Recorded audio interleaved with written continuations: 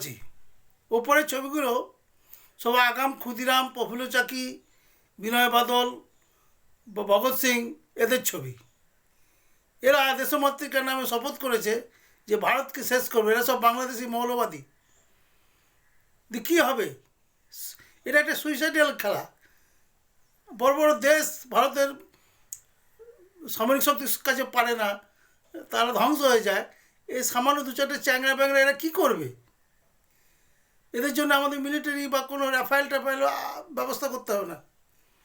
এই কলকাতা পুলিশকে পাঠিয়ে দিলেই এরা এদেরকে নিকেশ করে দিয়ে চলে আসবে।